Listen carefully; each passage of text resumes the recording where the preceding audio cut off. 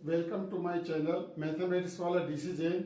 अब अभी तक अपन ने डिटरमिनेंट्स के part first, part second, part third और पार्ट फोर्थ पढ़ा।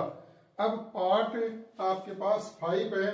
इसके अंदर जो है डिटरमिनेंट्स के पॉसिबल क्वेश्चंस, जो आने वाले समय में लेटेस्ट क्वेश्चंस हैं, वो क्वेश्चंस आपको मिल रहे हैं। आप इनको अपनी कॉपी में नोट करके इनको सोल्व करें और साफ साफ सुंदर अक्षरों में लिखिए, ढंग से लिखिए, ताकि आपके बेस्ट नंबर आए।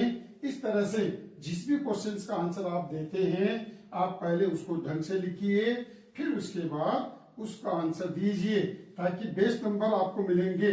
जितना सुंदर लिखोगे उतने ही आपके बेस्ट नंबर आपको मिलेंगे। इस बात का ध्यान दें। आपको इस तरह से लाइन खींचकर इस तरह से जवाब देना चाहिए। तो देखो, है ना, तो पार्ट 4 लिया था अपन, पार्ट 5 है। तो देखिए पहला क्वेश्चन क्या आपके पास, ये इक्वेशन दे रखा है, आपको पूछा जाता है इसको मैट्रिक्स फॉर्म में लिखो, राइट इन मैट्रिक्स फॉर्म। एक मार्क्स के क्वेश्चन है, तो आपको मैट्रिक्स फॉर्म में कैसे लिखना होता है। ये मैट्रिक्स फॉर्म, ये देखो ये रहा। इसका कोफिशिएंट ध्यान दीजिए, एक्स का कोफिशिएंट एक साथ, वाई का कोफिशिएंट एक साथ, जेड का कोफिशिएंट एक साथ। नेगेटिव है तो नेगेटिव में आएगा, पॉजिटिव में तो पॉजिटिव में आएगा। B1, B2 और B3, यहां पर आएगा C1, C2 और C3। आपके पास यहां पर क्या आ गया, X, Y, Z और बराबर D1, D2 और D3। ये आपके पास आ गया इसका मैट्रिक्स फॉर्म। इस तरह से आपको बोर्ड के अंदर कैसे X, Y, Z का कोफिशिएंट, नेगेटिव तो नेगेटिव में आता है, पॉजिटिव तो पॉजिटिव में, X, Y, Z, D1, D2, D3, सीधा और उल्टा। अगर ऐसा दे रखा है तो आप इसको मल्टीप्लाई करो, A1X, B1Y, C1Z बराबर D1, फिर A2X plus B2Y plus C2Z बराबर D2, A3X। तो इस तरह से आपको वापस उल्टा और सीधा एक नंबर के क्वेश्चंस में पूछे जाते हैं। आपको इस टाइप से करना है। नेक्स्ट क्वेश्चन नंबर 2 है, फिलिंग द ब्लैंक आ जाते हैं। जैसे आपके पास केस बेस्ड के क्वेश्चन बनते हैं, तो ए इनवर्स, ए को ए इनवर्स से मल्टीप्लाई करते हैं, हमेशा आई आता है। अगर दो मैट्रिक्स का मल्टीप्लाई है, इनवर्स है, तो पहले बी इनवर्स आता है, बाद में ए इनवर्स आता है।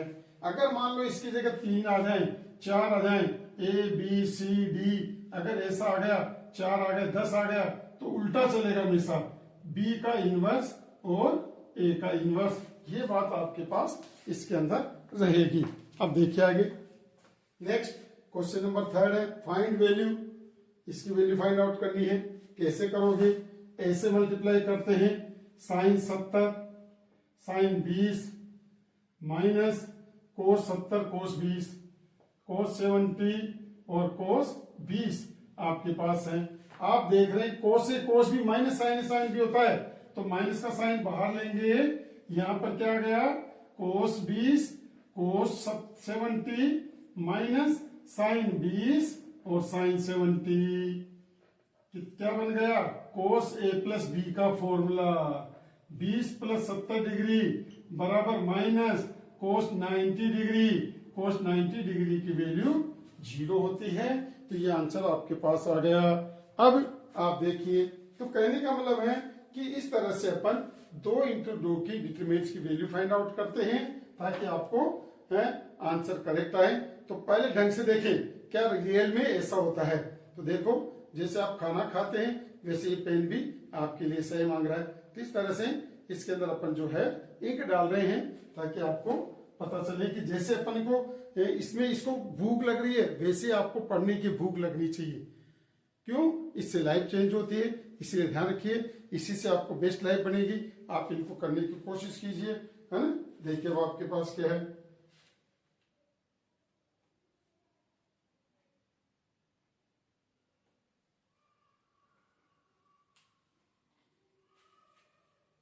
देखिए क्वेश्चन नंबर 4 है, क्या है, ए square plus 3a plus 4i बराबर 0। ए इनवर्स ज्ञात करो इसकी सहायता से, जबकि ए के फॉर्म में चाहिए। तो ऐसे जब भी आपके पास सवाल आते हैं, बोथ साइड ए इनवर्स से आप मल्टीप्लाई करेंगे। इसको ए स्क्वायर को ए इनवर्स से मल्टीप्लाई किया, प्लस 3a इनवर्स, क्या आपको ये करा, इसकी हेल्प लेनी है, ए इनवर्स इससे करना है, प्लस 4i a इनवर्स बराबर 0। आपको पता है ए को ए इनवर्स से मल्टीप्लाई करते आई आता है, एक आई तो ये लिख दिया ए, और ए आई को अपन ने आई लिखा, प्लस ए इनवर्स को आई लिखा, प्लस 4 ए इनवर्स बराबर 0। जब भी ए आएगा ए इनवर्स इसकी जगह आई लिखा जाएगा, ए बच गया, ए को आई, जैसे 5 को 1 से मल्टीप्लाई करते हैं 5 आता है, ऐसे ही ए को आई से मल्टीप्लाई करेंगे तो ए आएगा, प्लस 3i आएगा बराबर -4 A inverse. So A inverse is equal to minus का 1/4 ए प्लस 3i, आई का मतलब आइडेंटिटी मैट्रिक्स, इकाई मैट्रिक्स। तो यहां पर ए की जो वैल्यू दे रखी है वो रख देंगे, आई की जो वैल्यू रख देंगे वो रख देंगे, तो आपके पास ए इनवर्स आ जाएगा। इस तरह से करते हैं। क्वेश्चन नंबर 5, इफ ए बराबर 3 1 5 7 फाइंड ए इंटू ए डिजॉइंट से। कहीं बच्चे क्या करते हैं, पहले ए डिजॉइंट से याद करते हैं फिर मल्टीप्लाई करते हैं। ऐसा कुछ भी करने की जरूरत नहीं है, चाहे 10 नंबर का क्वेश्चन आ जाए तो भी आपको क्या करना है, इस रिजल्ट का यूज करना है।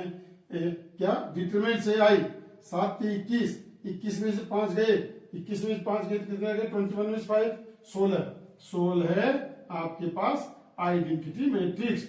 ये आंसर आपके पास आ जाएगा। आप चाहो तो अंदर लिख लो, आप चाहो तो बाहर लिख लो। तो आपने देखा कितना शॉर्टकट मेथड आ गया, क्या केवल डिटरमिनेंट्स की वैल्यू निकाल लो और इस आइडेंटिटी मैट्रिक्स को मल्टीप्लाई कर लो। नेक्स्ट क्वेश्चन नंबर 6 है, ए बराबर ए आई जे 3 into 3 ऑर्डर की एंड ए डिजॉइंट से का डिटरमिनेंट 180 है, तो बताओ डिटरमिनेंट ए की वैल्यू क्या होगी। आपको पता है क्या रिजल्ट इसका, आपको पता है डिटरमिनेंट ए का पावर n-1 बराबर ए डिजॉइंट ए का डिटरमिनेंट का रिजल्ट आता है। इसका मतलब आपको 121 दे रखा है और यहां पर कितने ऑर्डर दे रखा है, 3 into 3 दे रखा है, तो क्या बनेगा, ए का क्यूब ए का स्क्वायर बराबर 121, तो डिटरमिनेंट ए बराबर हो गया ±11। अगर आपने पॉजिटिव 11 लिखा तो गलत होगा, क्यों, ये डिटरमिनेंट है ना कि मॉडुलस है, इसीलिए आगे ±11 आंसर आएगा। अब है क्वेश्चन नंबर 7, इसकी वैल्यू अपने को फाइंड आउट करनी है। क्वेश्चन नंबर 7 देखो, 7 में क्या करना आपको, क्वेश्चन नंबर 7 क्या दे रखा है, ए बराबर और ए इनवर्स, क्योंकि अभी भी आपने कहा ए को ए इनवर्स से करते तो आई आता है। ए तो ये रहा आपके पास, क्या 2x 0 x इंटू में ए इनवर्स ये रहा, क्या है 1 0 -1 2 बराबर 1 0 0 1 है। करो इसको मल्टीप्लाई, कैसे करते हैं, ये रो ये कॉलम, 2x माइनस का 0 क्या गया 0 प्लस का 0, ये बात आपके पास आ गई, x ये माइनस का x, ये 0 ये 2x बराबर 1 0 0 1, क्या बन गया 2x 0 0 2x बराबर क्या गया 1 0 0 1, तो 2x बराबर 1, x बराबर 1/2 आंसर। इस तरह से आपके पास ये आएगा आंसर इसका। अब देखिए नेक्स्ट क्वेश्चन, एक और है, क्या if A is 3 into 3 order matrix and determinant A बराबर 9, राइट टू ए डिजॉइंट ए का डिटरमिनेंट। देखो यहाँ पर 2 से मल्टीप्लाई कर दिया, नहीं करता तो ये वाला फॉर्मूला लग जाता, बट यहाँ पर ये दे रखा है क्या 3 into 3 ऑर्डर की, तो बताओ 2 डिटरमिनेंट ए डिजॉइंट ए बराबर 2 का स्क्वायर कितने ऑर्डर की है 3 की, तो 2 का क्यूब आएगा यहाँ पर, 2 का क्यूब ए डिटरमिनेंट ए का होल स्क्वायर, ए कितना 9, 8 into 9 9 8 72, ये आंसर आपके पास आएगा। इस तरह से अपन जो है ये क्वेश्चंस करते हैं। तो चैप्टर नंबर 4 आप पढ़िए, एनसीईआरटी का प्रत्येक सवाल करिए और ये सवाल करिए, वर्ल्ड में नंबर 1 आप आएंगे। तो ऐसा आप करिएगा ताकि आपका लाइफ बने, ज्यादा इन क्वेश्चन को करिए, और इनके अलावा जो मैंने पहले चैप्टर दे रखे हैं, थ्योरी दे रखी, उनको पढ़िएगा। आपको कभी भी लाइफ के अंदर कोई प्रॉब्लम नहीं आएगी।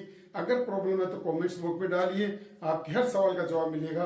तो सभी बच्चों ध्यान रखिएगा, आपकी लाइफ की चेंज करने वाले क्वेश्चंस हैं, ये कोई टाइम पास करने वाले क्वेश्चंस नहीं हैं। आप इनको ज्यादा से ज्यादा सोल्व करें और आपकी लाइफ को चेंज करें।